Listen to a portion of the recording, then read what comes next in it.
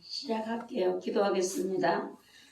전능하신 하나님, 오늘도 저희들에게 귀한 날을 허락하여 주시고 저희들이 주님이 원하시는 기뻐하시는 이 자리에 함께하게 하신 것을 감사합니다.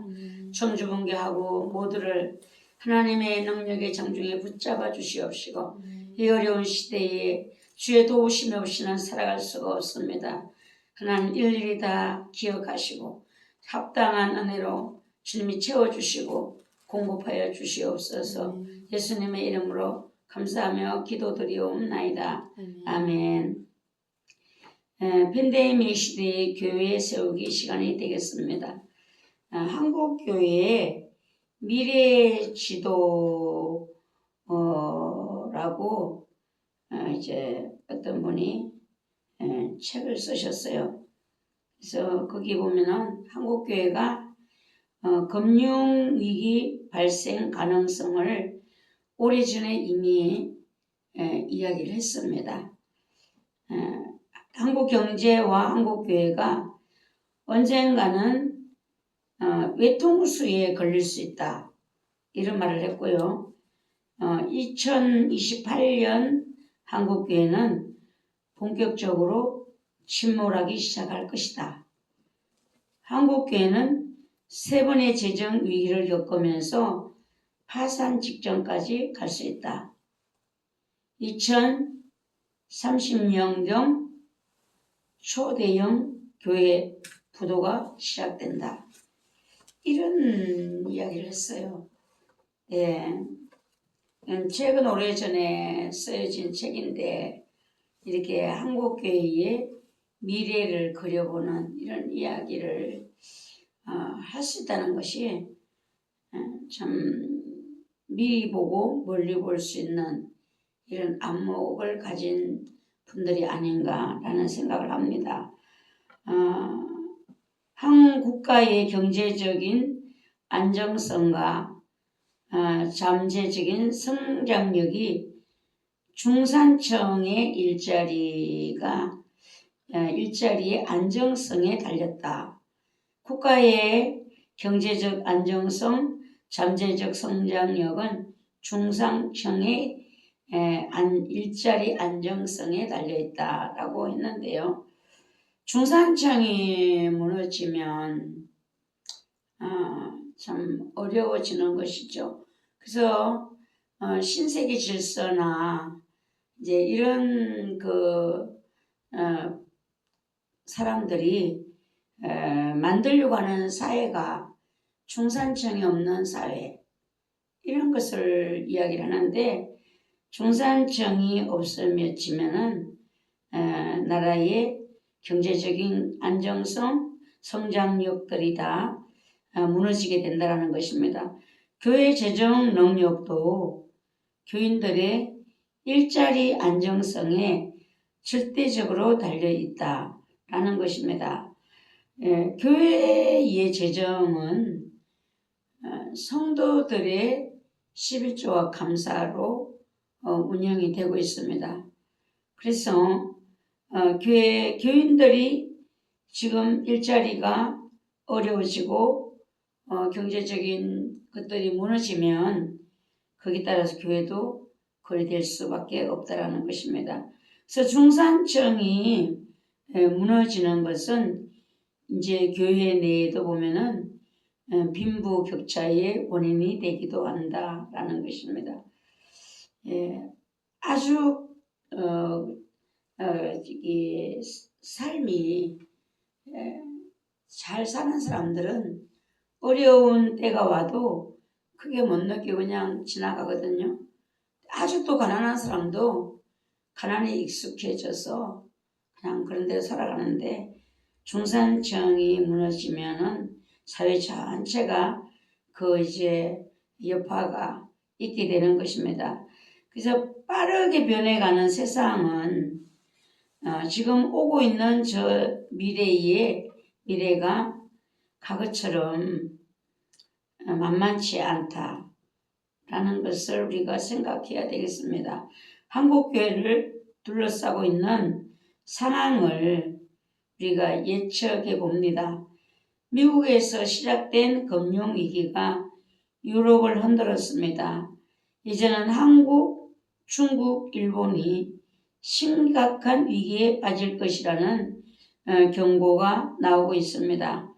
아시아 대위기 가능성이 지금 이제 커져가고 있는데, 아시아 대위기의 가능성은 충분히 우리가 예측할 수가 있습니다.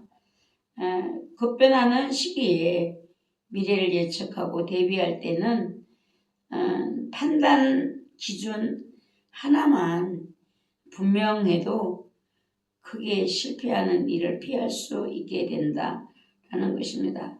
그래서 지금 우리가 대한민국의 경제도 장담할 수 없는 이런 지금 현실 앞에 있고요. 중국이 뭐 망한다는 소리가 수시로 들려오는데 중국은 이미 다 무너졌다. 뭐 이런 이야기들이 들려오고 있습니다. 일본도 또한 마찬가지. 예. 그래서 글로벌 금융 위기를 맞은 아시아는 위기를 잘 극복한 것이 아니라 많은 어려움을 이제 안고 근근히 유지해가는 이런 모습이 되었습니다. 우리 대한민국도 부채가 너무나 많이 늘어가서 국민 1인당 엄청난 그 부채가 이제 있다라는 이런 이야기를 하잖아요. 한국은 금융위기가 발생할 가능성을 우리는 생각해야 된다는 것입니다. 그래서 한국 교회를 둘러싸고 있는 상황을 우리가 교회가 보아야 되는데, 시간이 갈수록 정부는 초조하고 다급해지게 되고 정부와 여당은 여기 무리수를 둘 가능성이 크다는 것입니다. 선거를 앞두고 있으면 이제 어느 당에서 패권을 잡는가 때문에 많이 긴장하게 되고 다급해지고 초조해집니다. 정부가 돈을 뿌리고 금리를 인하하고 해도 내수시장이 좀처럼 살아나지를 못하는 이런 이제 그것을 우리가 보아야 된다는 것입니다. 한국교회가 2028년경이 그 미래를 미리 보는 그들의 말이 몰락의 가능성이 크다 이런 말을 합니다. 한국이 2028년이면 이제 얼마 안 남았죠. 이거는 오래전에 나온 이야기들입니다. 현재 한국교회는 여러 가지 문제로 이제 이미지가 추락되고 있는데 몇 명의 지도자들의 도덕적인 문제, 또 여기저기서 이런 일들로 인하여서 교회가 전도의 문이 막혀가고 있다라는 이런 아우성들이 이제 터져나오고 있습니다.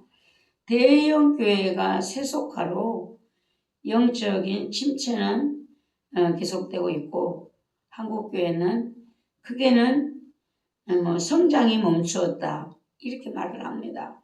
한국 교회가 이전에는 전도가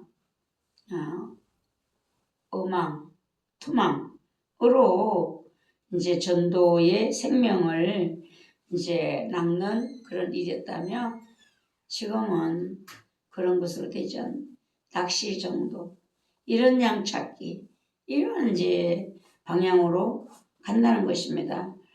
한국 기독교 전체로 보면은 이제 교회들의 숫자가 증가가 아닌 멈춰 있는 이런 이제 상황이고, 또 코로나의 여파로 예배를 멈춰버린 자들은 아직도 예배가 회복되지 못하고 있다는 것입니다. 교회 성장이 비신자 전도에 의한 성장이 아니라 수평 이동으로 교회가 바뀌기 시작했다는 것입니다. 이 교회에서 저 교회 믿는 자들이 옮겨가는 이런 숫자가 되는 것이죠. 1990년대 후반에는 기독교인들의 전체 숫자가 줄기 시작했다라는 것입니다. 그러면은 1990년이면은 지금 오래전부터 교회가 숫자가 줄어들기 시작했다는 겁니다. 21세기에 들어서면서 한국교회 성장이 멈췄다는 것을 피부로 우리가 느끼게 되는데요. 첫째, 교회에서 청년대학부가 이제 없어지기도 하고 줄어들기도 하고 주일학교가 없는 교회가 상당히 많다. 이 상당수의 교회가 주일학교가 없어지고 중고등부가 침체되고 이런 상황이 되었다는 겁니다. 현재 한국교회는 영적 침체와 세속화, 재적 교인들의 감소, 주일학교 붕괴, 도덕적 이미지 실추로 인해서 전도문이 막히는 상황을 해결할 수 있는 해법을 아직 찾지 못하고 있다라는 겁니다. 아이들도 이제 적게 낳기 출산율이 줄어들기도 했지만 이제 아이들 주일학교에 보내는 것을 그전에는 부모들은 교회를 안 다녀도 예수 안 믿어도 아이들만은 교회를 보내주고 있잖아요.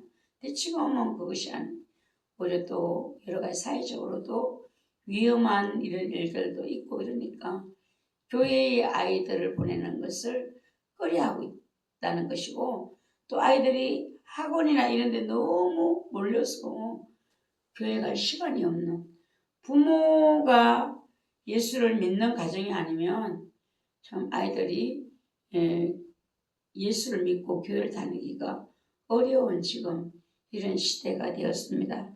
2028년경이 되면 한국교회 교인들의 주 세대가 60대, 70대가 주를 이룬다는 거예요. 한국교회가. 그러면 전체 교인의 60%, 70%가 55세 이상 은퇴자들 이렇게 되는데 미래는 갑자기 오지 않는다. 미래의 징후를 우리가 미리 볼 수가 있어야 된다. 어떻게 우리가 볼 수 있는가 보면은 이미 주일 저녁 예배의 숫자, 저녁 예배에 예배드리는 숫자. 그래서 교회가 이거를 해법으로 내놓은 것이 주일날 점심 먹고 1시간 있다가 예배드리는. 이게 이제 지금 해법으로 내놓은 방안입니다. 이 점심 먹고 예배드려.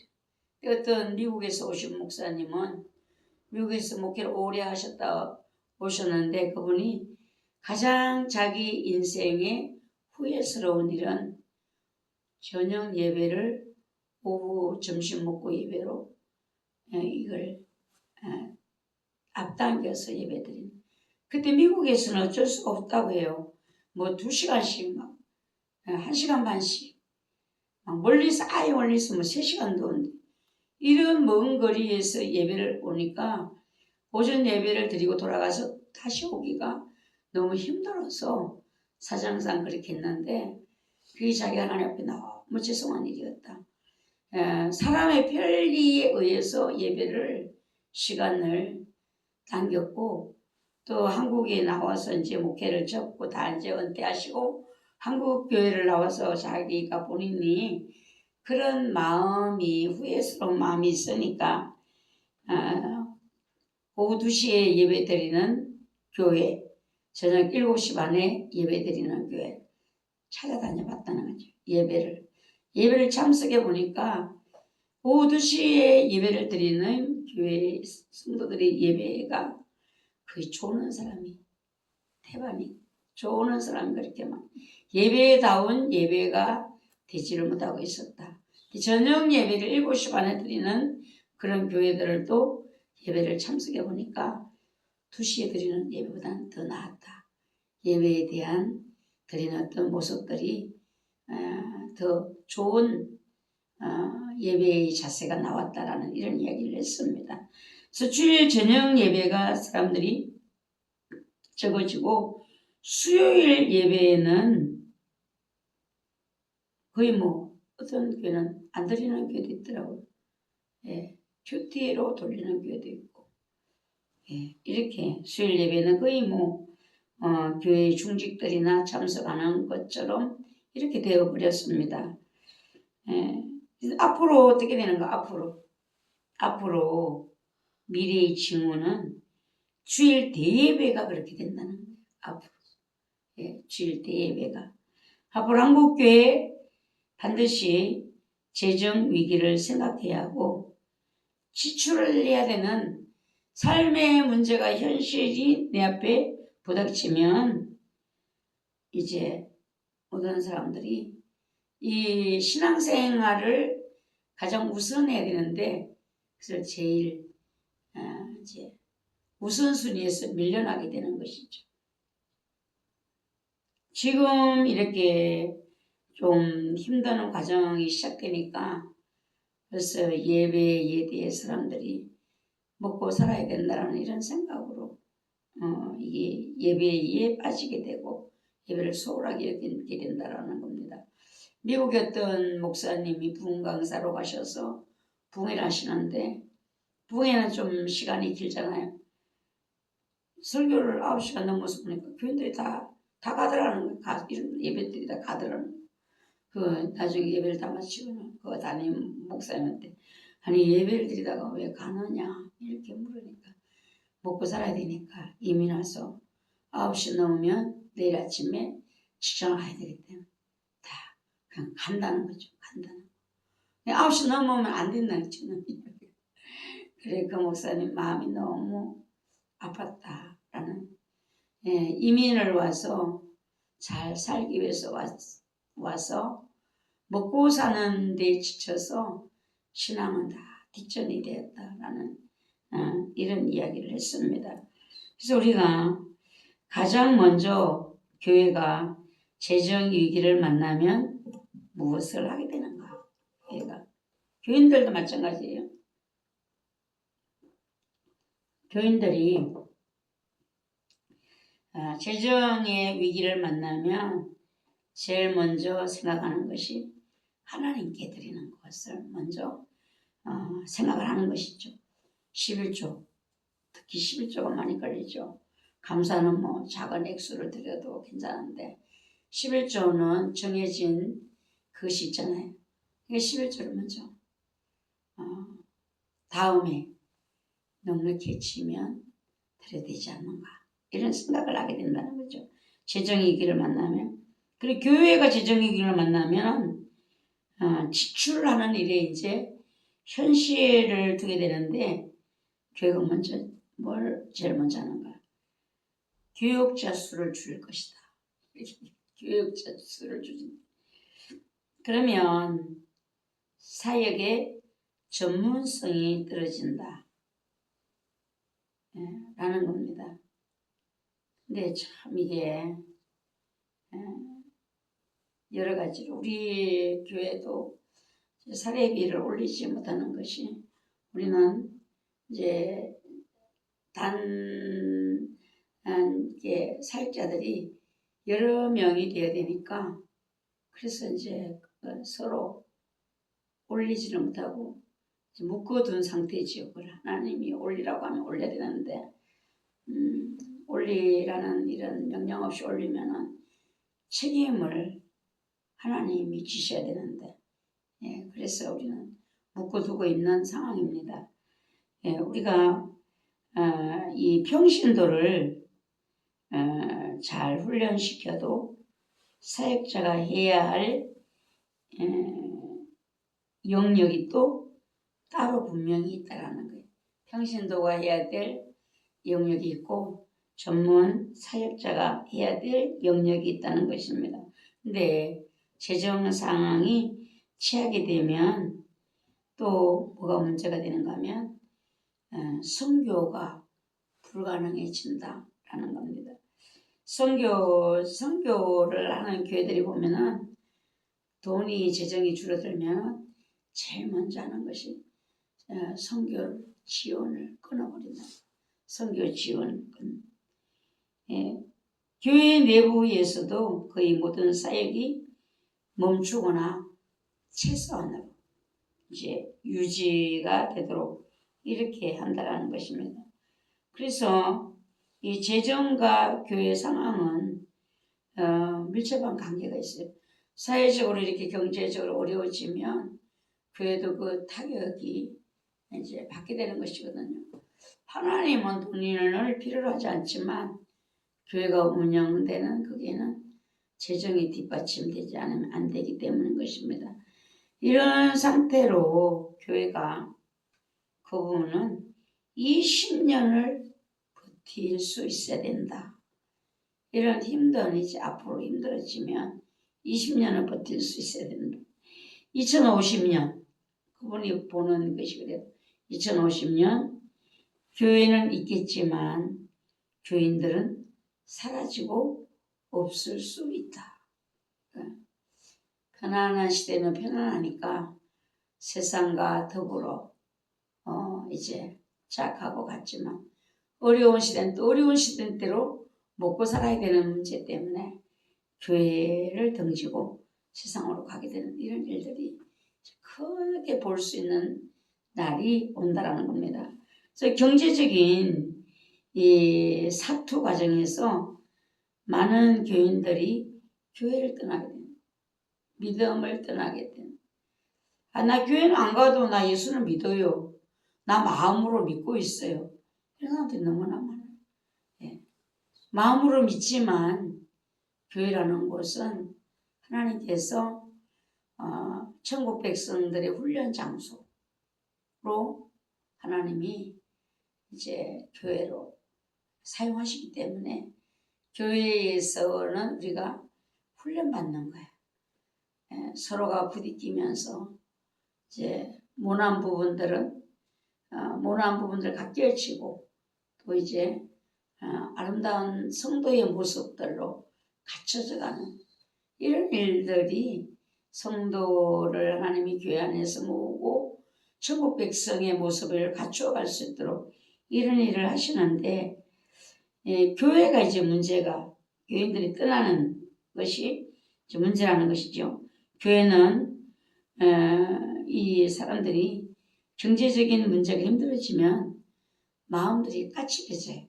또 넉넉하면 여유로운 마음이 되는데 이해심도 있게 되는데 어려워지면 분란이 생기게 되고 쪼개지게 된다는 겁니다.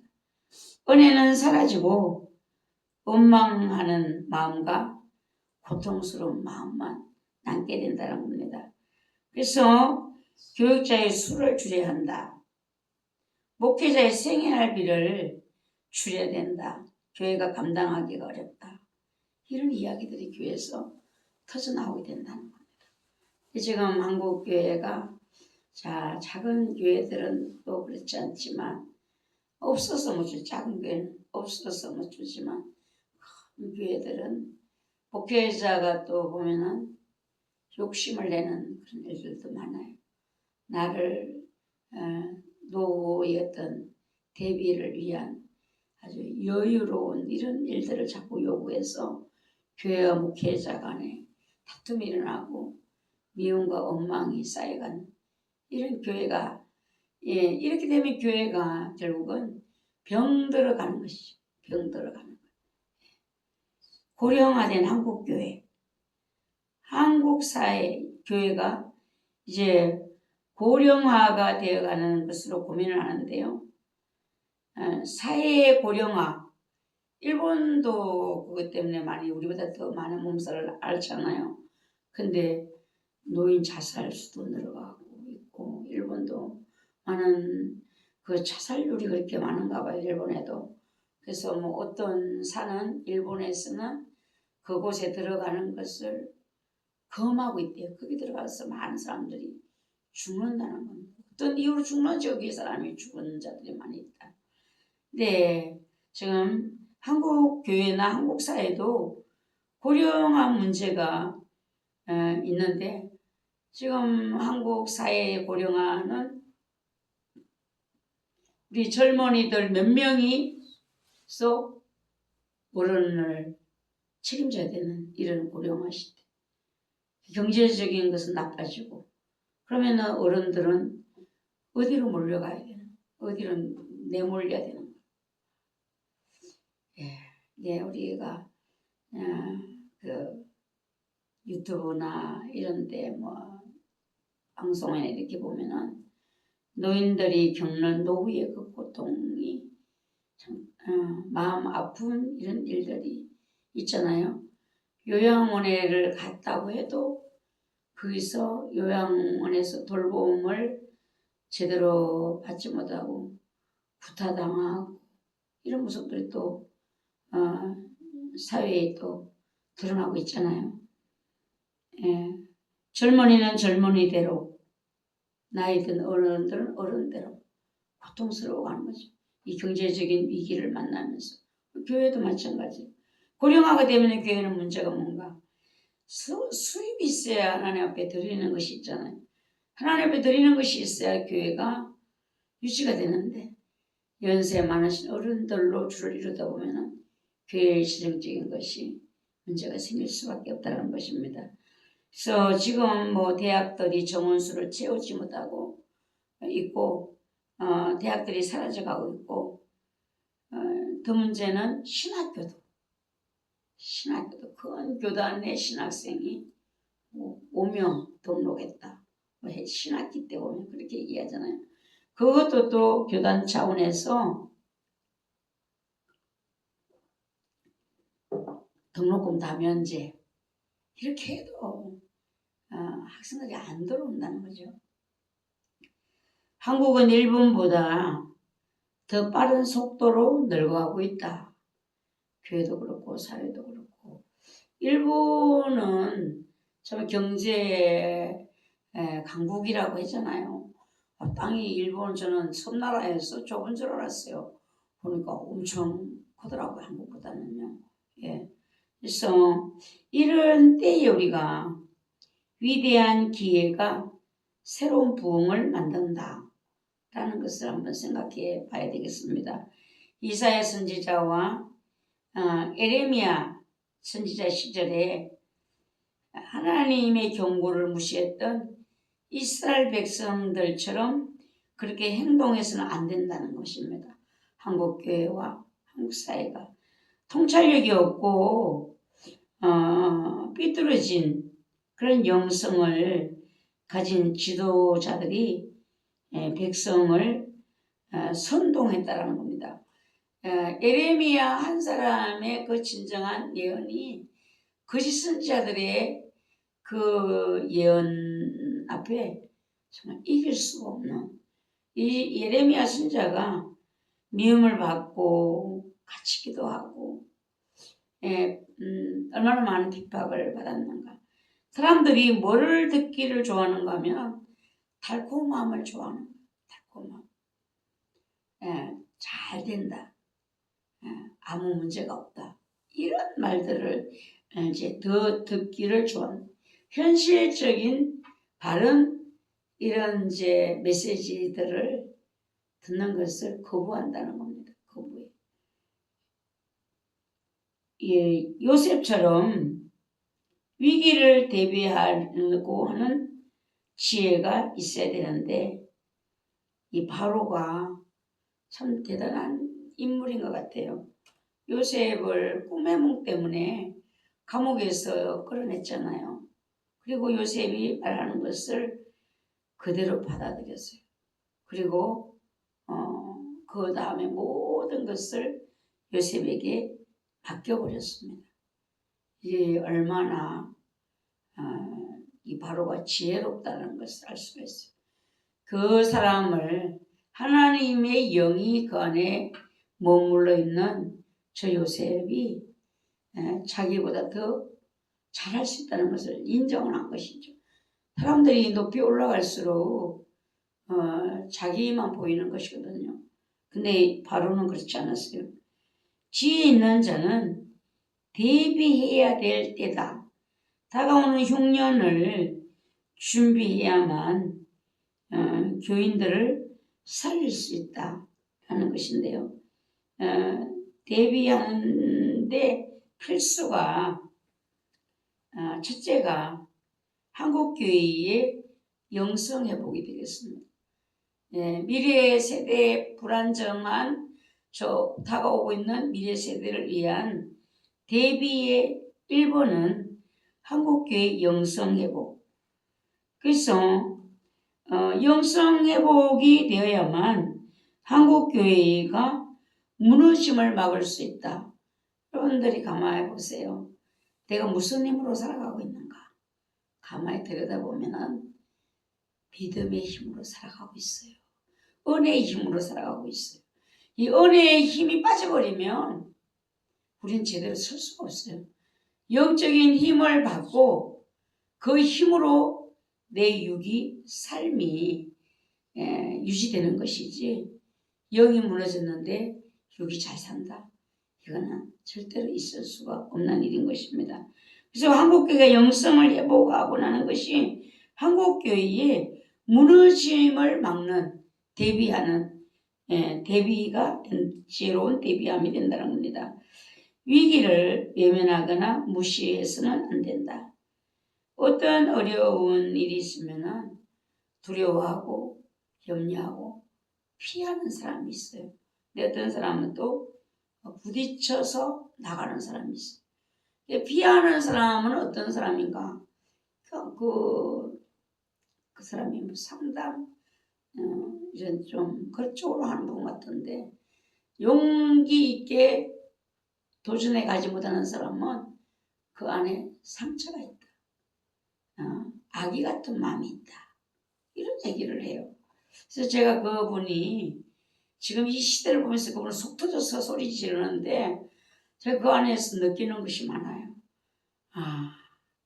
사람들 속에 상처가 결국은 자라지 못하는, 어떤 분이 그렇게 얘기했어요.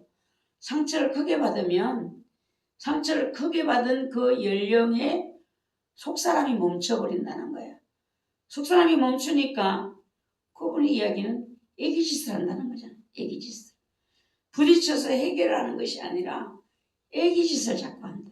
그래서 우리가 현명한 지도자는 위기가 주는 유익을 활용할 줄을 안다. 우리는 믿음의 눈을 가진 우리들은 뭘 어떻게 해야 되는가? 한국교회가 지금 경제적으로, 정치적으로, 사회적으로 너무나 많이 어렵습니다. 지도자의 위치에 선 사람들이 행동들이 자꾸 실망을 시키고 있으니까 밑에 있는 서민들, 중산층 아이 서민들은 용기를 잃고 마음에 도전보다는 자포자기하는 이런 마음들이 자꾸만 늘어나는 것 같아요. 이럴 때에 우리는 이 위기가 왜 왔을까? 우리는 문제를 성경에서 풀어야 되고 성령님이 주시는 지혜를 따라 우리가 문제를 풀어야 되는데, 개인도 교회도 사회도 위기가 왜 왔을까? 위기를 대비하는 교회나 지도자는 대비하지 못하는 교회와 지도자와 큰 차이가 있게 된다 하는 겁니다. 위기를 대비하는 교회, 위기를 대비하는 교회 지도자, 대비하지 못하는 교회, 대비하지 못하는 지도자, 여기는 엄청난 큰 차이가 있게 된다는 것인데, 위기를 잘 활용한 교회는 첫사랑의 회복이 되고 영적 부흥의 기회를 만날 수 있게 되고 이렇게 된다는 겁니다. 한동안 우리가 신학교 할 때 그때에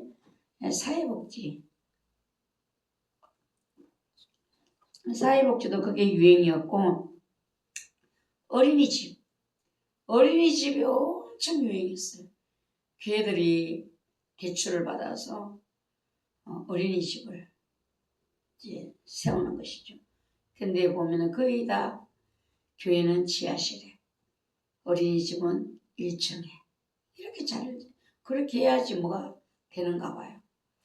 그런 모습을 보면서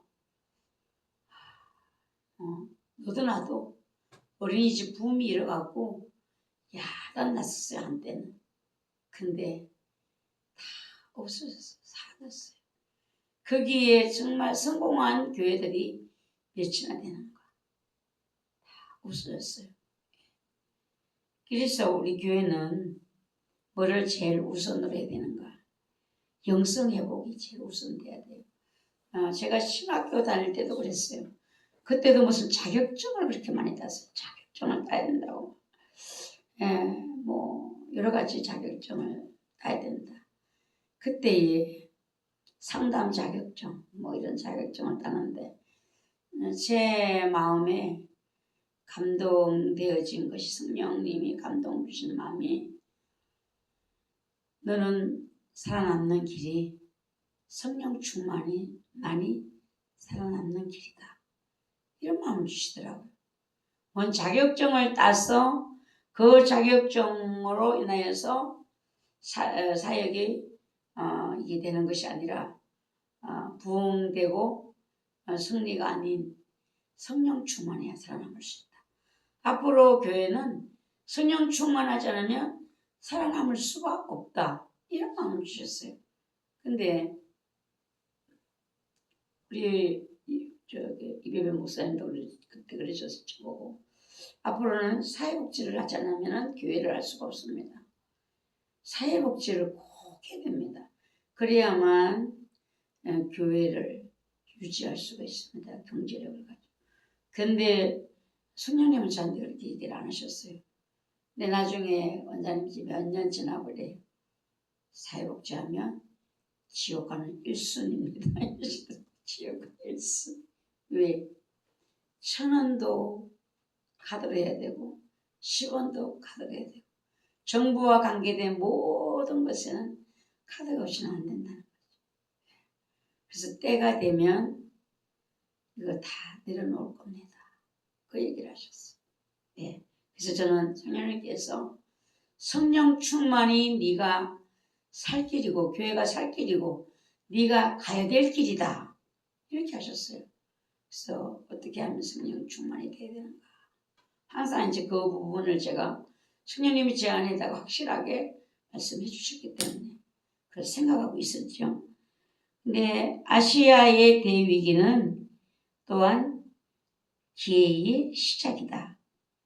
이것도 또한 생각했어요. 안 좋은 부분에는 또 다음에 오는 좋은 부분이 있어요. 경제적 위기는 경제적인 이런 축소를 불러오지만 그게 또 따라온 것이 있어요. 부의 대이동을 만든다는 거야. 그러니까는 지금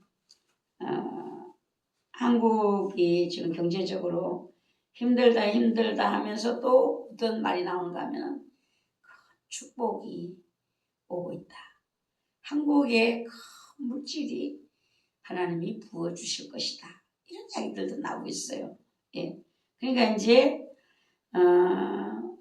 요셉의 7년 풍년, 7년 흉년 이제 돌아가는 그것이잖아요. 지금 한국교회가 너무나 많은 풍성함을 하나 주셨어요. 잘 먹고 잘 살았죠. 예. 그랬는데 그 잘 먹고 잘 살게 해준 축복의 결과는 믿음이 약해져만 가는 거예요. 골다공증 걸린 사람처럼 믿음이 튼튼하게 세워지는 것이 아니라 구멍이 뻥뻥 난 뼈처럼 힘을 잃어가는 이런 대한민국 교회들이 되었어요.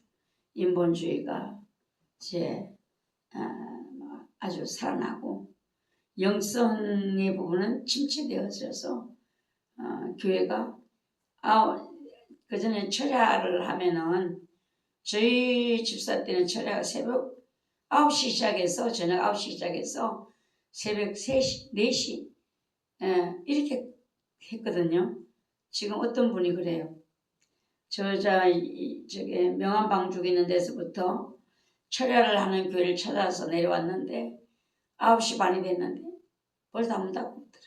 문 닫고 없어. 어떤 교회 권사님이 그 전에 저희 철화에 왔었어요. 자기 본 교회 철화를 참석하고 오는 거예요. 담임 목사님이 아닌 부목사님들이 철화를 하면은 기도가 5분도 10분도 못 간대. 그냥 그렇게 놓고 기도하시오 하고 들어간대는. 그럼 기도를 못 한대. 자기는 우리한테로 또 찾아오는. 지금 이 위기 속에 오고 있는 대부흥을 보셔야 돼요. 그 기회를 우리는 반드시 잡으리라. 이 준비가 되셔야 되거든요. 그래서 마지막 너준비 성령의 기름 부음 추수를 위하여서 하나님이 하시는 이런 양들을 찾아야 되잖아요. 택한 백성들을 불러드려야 되잖아요. 이 일을 위한 하나님이 부으시는 은혜와 축복이 있다라는 거예요. 큰 고난은 큰 영적 부흥과 이제 이게 대각성을 불러오는데 우리가 희망이 오란다고 오는 것이 아니라는 것입니다. 희망은 위기를 극복할 때 자연스러운 결과로 온다는 거예요. 희망은 위기를 극복하려는 강한 의지를 갖춘 사람에게만 주어지는 선물이라는 것입니다. 지금 위기를 외면하고 피해서 도망가는 사람이 희망을 장담하는 것은 거짓말.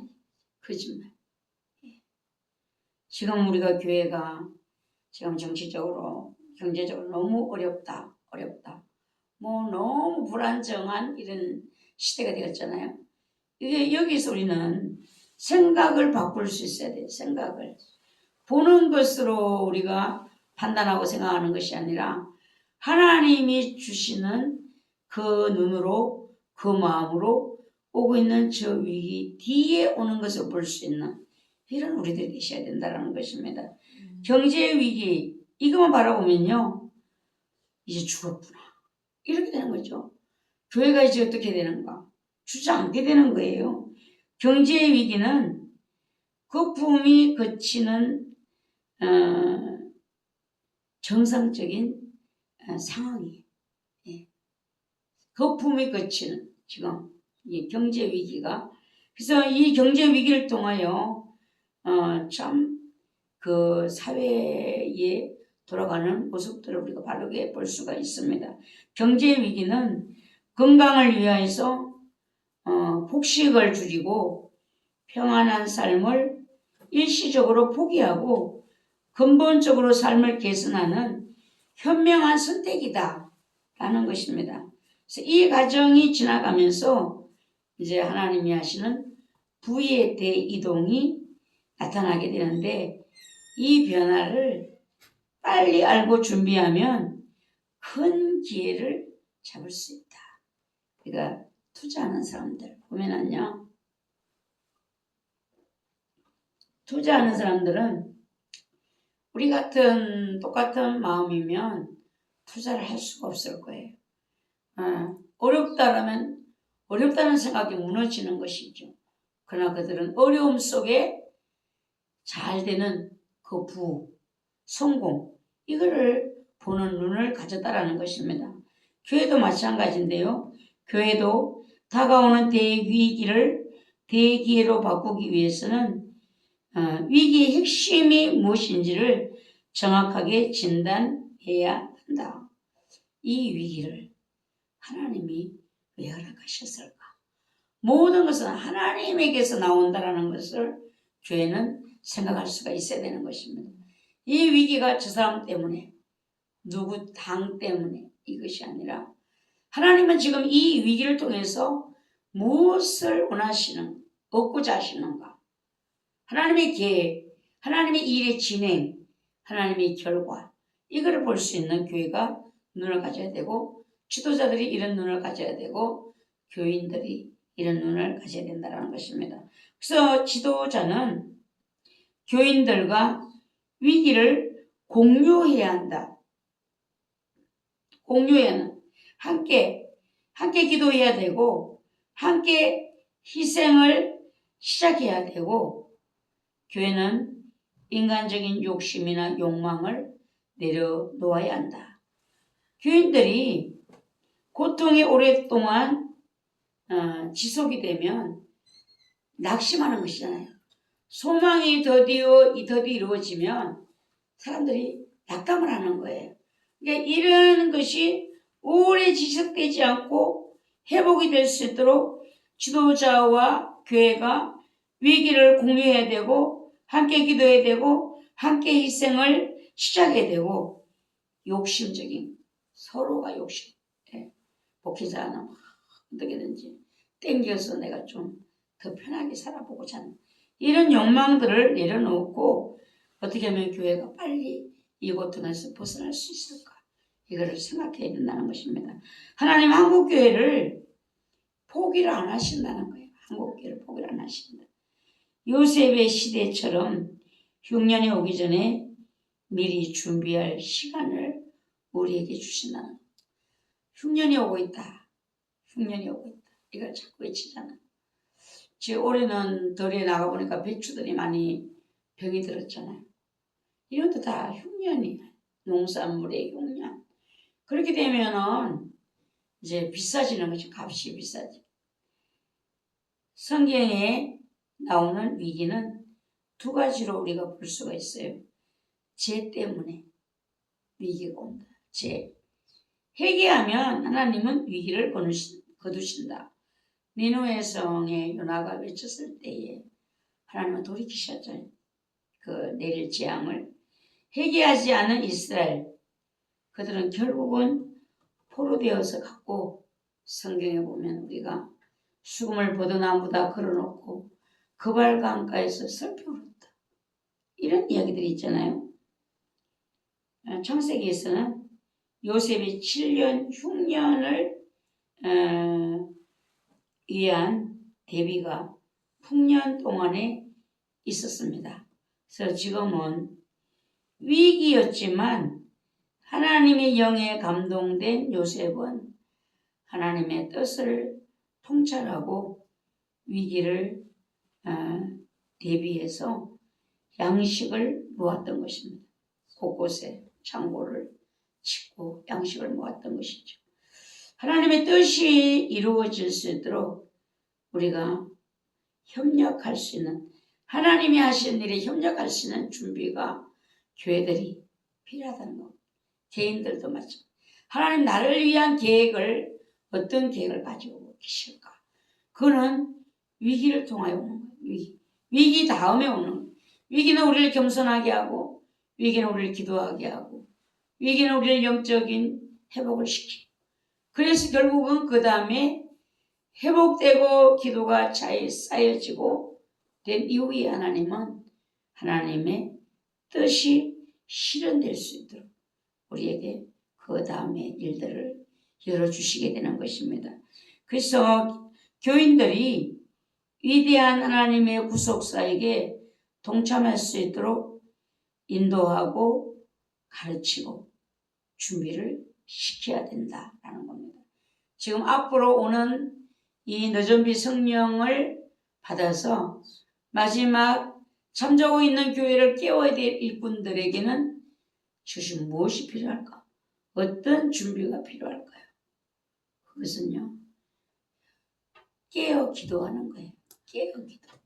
그날을 기다리고 소망하는 거예요. 이렇게 깨어있는 자에게 하나님 은혜를 주시고 깨어있는 자에게 능력을 주시어서 하나님의 위대한 구속사에게 동참할 수 있는 하나님의 동력자가 되게 하시는 일을 하신다는 겁니다. 이집트와 그 주변 국가에 들이닥친 7년의 대흉년은 하나님의 구속사가 이루어지는 과정이잖아요. 이게 인간적으로 보면 큰 흉년이 근데 거기서 보면 하나님의 구속사 이 일로 인하여서 야곱이 요셉이 애굽에 살아있는 것을 알게 되잖아요. 하나님 아브라함에게 하늘의 별처럼 바다의 모래알처럼 내 자손들이 장성하게 되고 풍성하게 되리라. 약속을 이루기 위해서는 반드시 필요한 위기였다는 겁니다. 예. 그 기근이 들어서 애굽에 양식을 살아가는 이 위기가 하나님께서 아브라함의 기도를 이루시는 그 반드시 필요한 과정이었다. 예, 출애굽할 때 보면은 장정만 60만 명, 전체 인구는 200만, 300만까지도 보는 이런 이제 대민족이 되었다라는 것입니다. 예. 야곱의 가족 70명이 400년 만에 200만이 넘는 민족으로 성장시키게 하셨는데요. 당대 최고의 국가 이집트라는 그곳에다가 하나님이 데려다 놓고 하나님은 아브라함의 약속을 이루셨어요. 요셉이 애굽으로 안 팔려갔으면, 그러면 요셉은 형들에게 그 꿈 때문에 미움을 받았잖아요. 아버지의 특별한 사랑을 받는 것 때문에 시기의 대상이 되었어요. 그래서 요셉이 애굽으로 팔려갔는데, 요셉이 애굽으로 팔려가지 않으면 안 돼요. 오늘날도 우리가 보면은 요셉은 죄를 지어서 그런 것이 아니라 하나님의 뜻을 이루기 위한 환난이었어요. 오늘 우리들도 나의 환난, 이 나라의 환난, 교회의 환난, 무엇을 위한 환난인가 이걸 생각해 보셔야 돼요. 앞뒤도 안 보고 하나님을 생각지도 않고 절망하고 낙담하고 미워하고 시력, 이것은요 아주 어린아이들이 하는 일이에요. 아주 어린아이들, 장성한 자, 눈이 열린 자, 하나님과 함께 비밀을 공유할 수 있는 사람들은 뭘 해야 되는가? 하나님의 뜻을 찾아볼 수 있어야 되고 하나님의 계획을 볼 수 있는 영적인 안목이 있으셔야 돼요. 이 어려움이, 나의 이 어려움이 왜 왔을까? 거기에서 우린 답을 찾아야만 대이동, 대부흥의 시기에 나는 그 기회를 하나님의 뜻을 잡을 수 있는 이런 축복이 내게 있을 수가 있습니다. 요셉은 하나님 아브라함에게 약속한 그 약속 때문에 노예로 팔려가야 됐어요. 요셉이 총리가 되고 7년의 대흉년이 없었다면 야곱이 이집트로 애굽으로 내려갔겠어요? 안 내려가죠. 예, 이 야곱이 보면은 요셉이 애굽에 있다고 하는데도 내려가기를 주저하는 거예요. 왜? 그 가나안 땅이 자기 조상들에게 약속한 땅이기 때문에 그 땅을 떠나는 것이 두려운 거예요. 그때 하나님은 그를 내려가라. 내가 너와 함께 가시는 이렇게 말씀하셨잖아요. 요셉의 고난과 7년의 대흉년은 구속사에서 아주 중요한 사건이라고 우리는 바라보아야 된다라는 겁니다. 그래서 우리는 뭐든지 안 좋은 거는 망하는 거, 아주 형통하고 평탄한 것은 복받은 거, 우리 이렇게 하잖아요. 하나님의 복은 가시 속에서도 쌓여져 와요. 예. 야곱이 이집트로 내려간 이유가 요셉이 그곳에서 총리가 되어 있다는 것이잖아요. 아들을 찾았기 때문에. 그리고는 흉년이 들었기 때문에 내려갔잖아요. 한국교회에 불어닥치고 있는 이 위기, 첫째는 한국교회의 죄 때문에 예배가 무너졌고 기도가 무너졌고 다 교회가 그렇게 되어버렸잖아요. 예. 두 번째는 하나님이 이끌어 가시는 구속사에서 지금은 위기가 필요하기 때문이다. 한국교회 이 위기가 필요하기 때문에 하나님은 이 위기를 주시는데 이 위기를 통해서 한국교회가 깨어나게 됩니다. 깨어나게 되고 영적 침체가 회복이 되고 교회의 기도가 회복돼요. 영적인 침체가 이제 회복이 되면서 교회가 기도가 살아나는 거예요. 기도. 인간이 성장하기 위해서는요. 위기도 경험해 봐야 되고 고통의 경험도 우리가 필요합니다. 어떤 사람은 그러더라고요. 그 전에 어떤 권사님이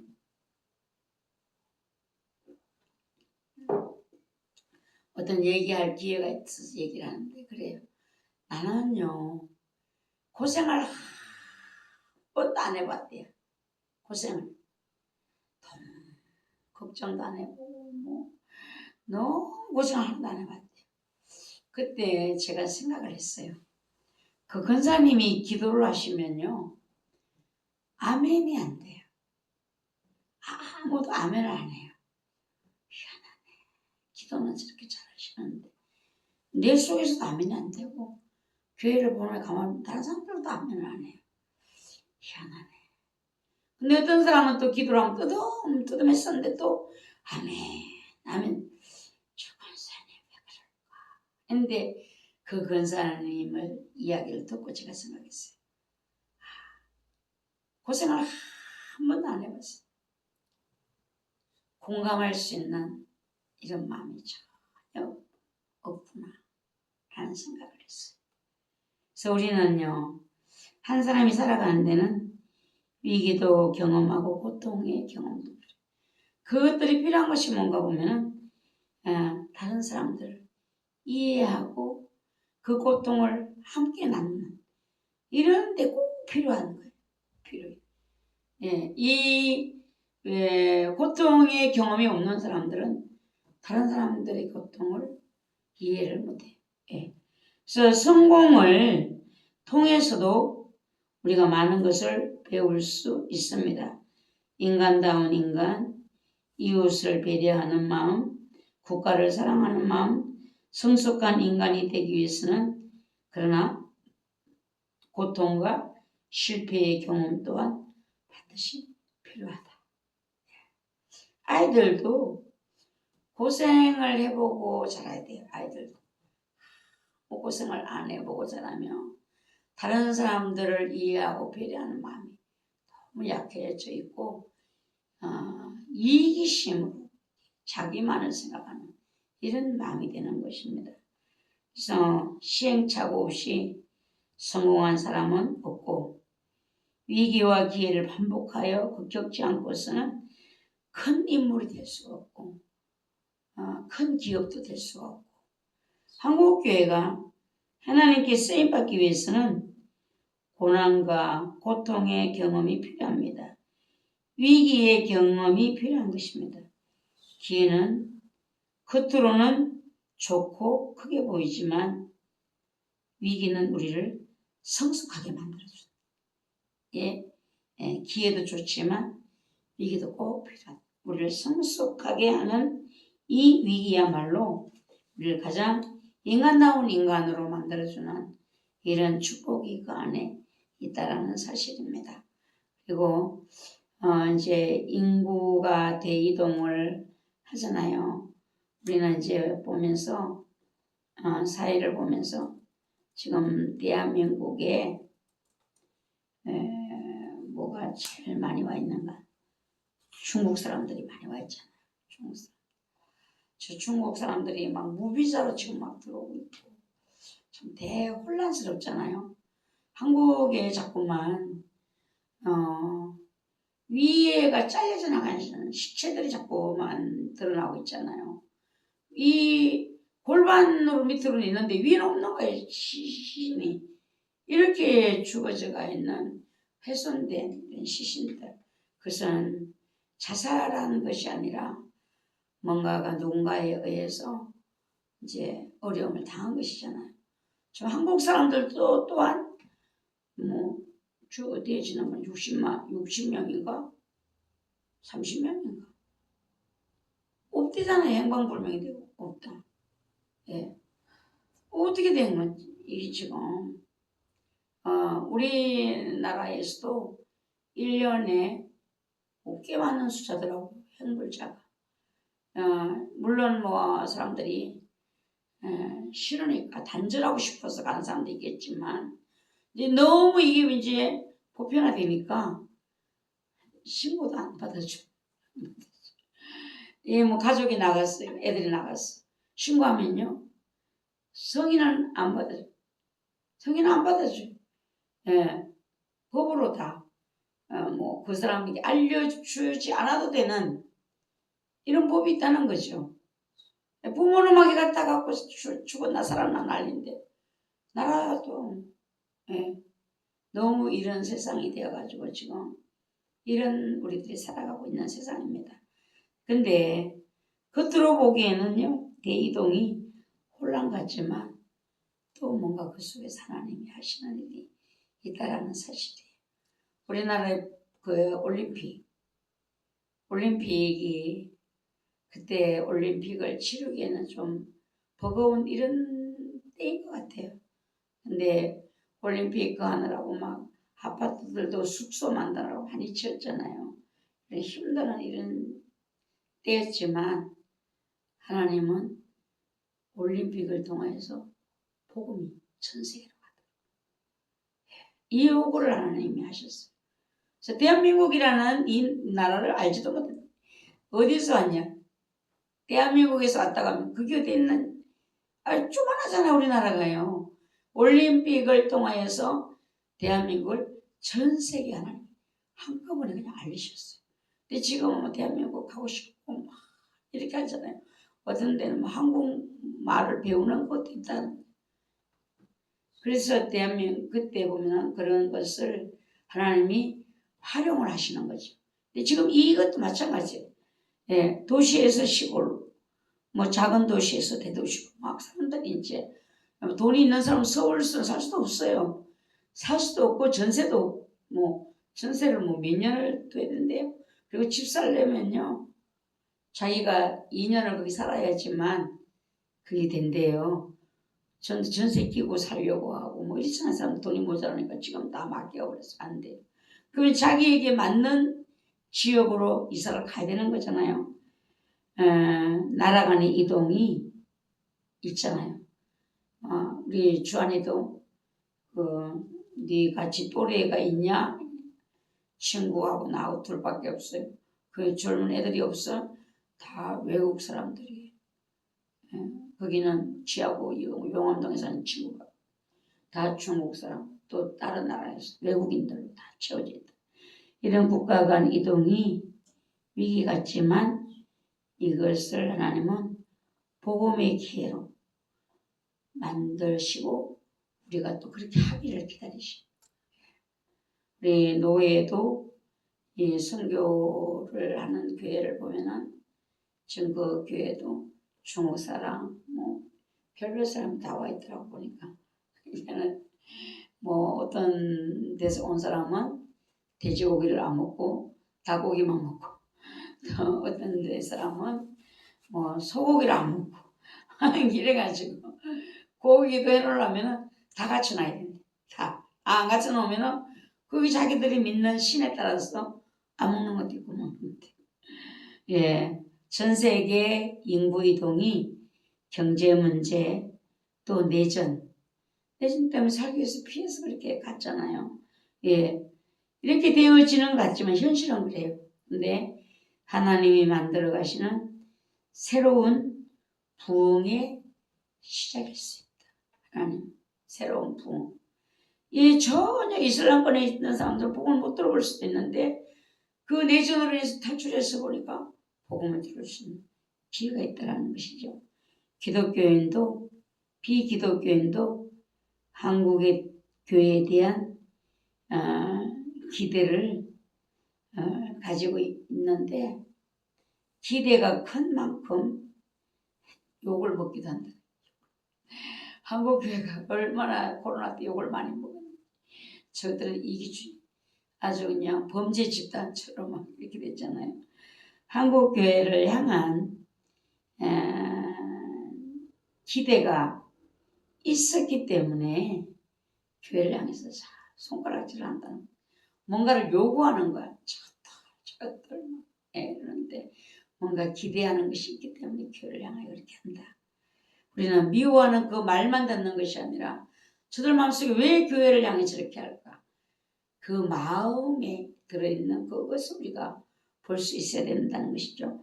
한국교회와 그리스도인들과 지도자들이 초심으로 돌아간다면 한국교회는 다시 사랑받게 되는 날이 온다.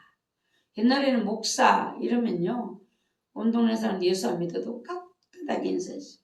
지금은요 목사 이러면요 사람으로 안 보는 사람이 있어요. 지금 이렇게 됐어요. 예. 근데 돌이키면 이제 다시 사랑받는 날이 온다는 겁니다. 조금 쉬었다 할게요.